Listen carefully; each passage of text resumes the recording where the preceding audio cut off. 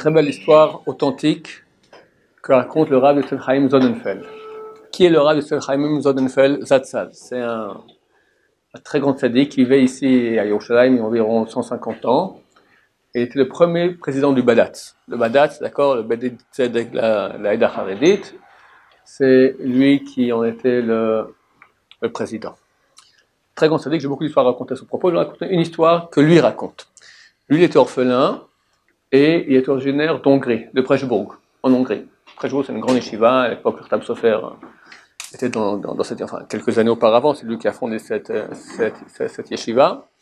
Il était dans cette grande yeshiva. Et il y avait une dame qui, chaque année, venait donner une somme assez considérable à l'yeshiva pour qu'il y ait quelqu'un qui dise Kaddish tous les jours pour les morts qui n'ont pas de descendants qui disent pour eux Kaddish. Ça arrive, d'accord, normalement quelqu'un est défunt, alors la descendance dit Kaddish pour les hommes, pas les femmes, disent Kaddish, mais des fois quelqu'un il a que des filles. Alors dans ce cas-là, si les filles ont des enfants, des garçons, c'est les garçons, les petits-enfants qui doivent dire Kaddish pour le grand-père. Mais des fois il n'y a pas de garçons.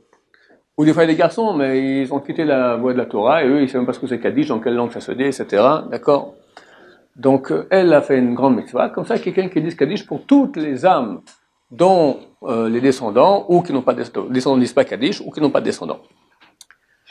Et puis un beau jour, cette pauvre dame, son mari est décédé, et les affaires ont commencé à baisser. Il n'y a plus personne qui pouvait diriger l'usine comme il fallait, lentement, ça commence à baisser.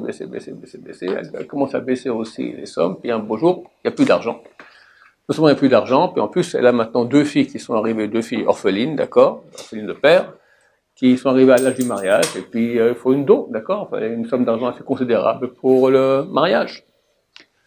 Alors, mais elle, ce qui lui faisait le plus mal, c'était pas qu'elle n'avait pas d'argent pour ses filles, c'est qu'elle pouvait plus donner l'argent à la yeshiva pour qu'il y ait quelqu'un qui disqualifie pour ces âmes-là.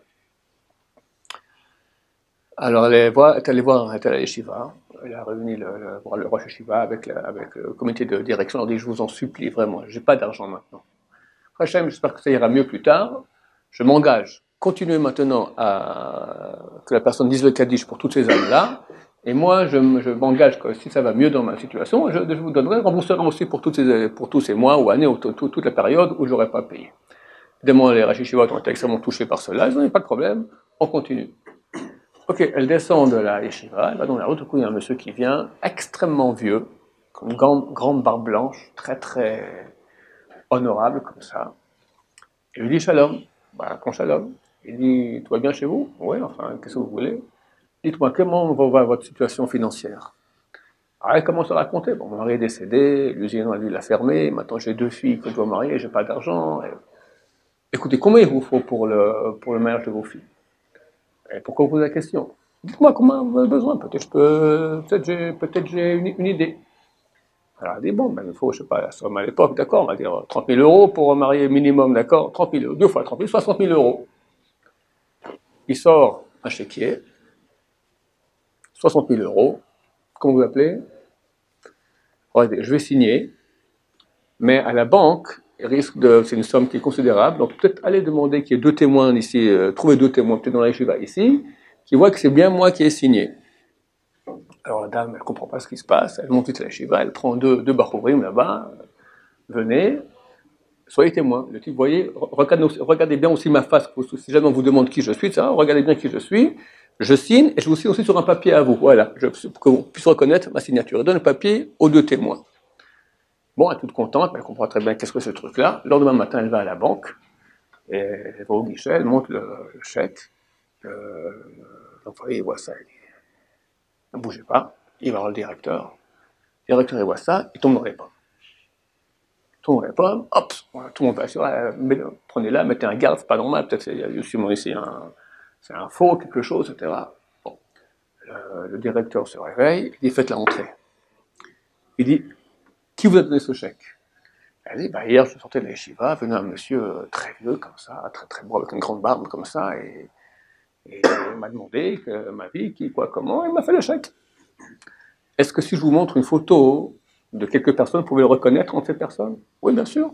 D'ailleurs, il y a deux témoins de la yeshiva, deux bachouvrim, qui aussi pourront témoigner. Il y avait une photo de famille, comme ça, le monsieur, et Je lui demande, oh, regardez, vous reconnaissez? Voilà, c'est lui. C'est mon père. Zichrono livracha. Enfin, il n'a pas dit comme ça. Mon père qui est décédé il y a 10 ans. Il dit au employé, donne-lui le chèque. Qu'est-ce qui s'est passé? Cette nuit, il raconte, mon père est venu en rêve. Il m'a dit, ça fait 10 ans que je suis décédé et j'ai souffert énormément parce que j'étais marié avec une Goya et je ne dis pas Kaddish pour moi. Et grâce à cette femme qui a payé de l'argent pour qu'on dise Kaddish pour toutes les âmes qui n'ont pas de descendants qui disent le Kaddish, alors Baruch Hashem, j'ai pu sortir de l'enfer et je monte de monde en monde. Et maintenant, elle a besoin d'argent pour continuer, alors je lui ai fait ce chèque-là et demain matin, elle vient en rêve, demain matin, une dame viendra avec un chèque et je lui demande de lui donner l'argent. Eh bien madame, ça vous revient. Qui étaient les deux Bachourim de la Yeshiva? C'est le Rav Yosef Chaim Sonnenfeld lui-même, quand on était encore jeune. C'était moi-même, il a dit mon ami Yuda Greenwald. Un témoignage de l'au-delà, comme quoi il y a un au-delà et il y a un impact au mitzvot, et Baruch Hashem, quand il y a besoin, les défunts prient pour nous, peuvent même faire des apparitions pour nous aider dans ce monde. Baruch Adonai, l'olam, amen, amen.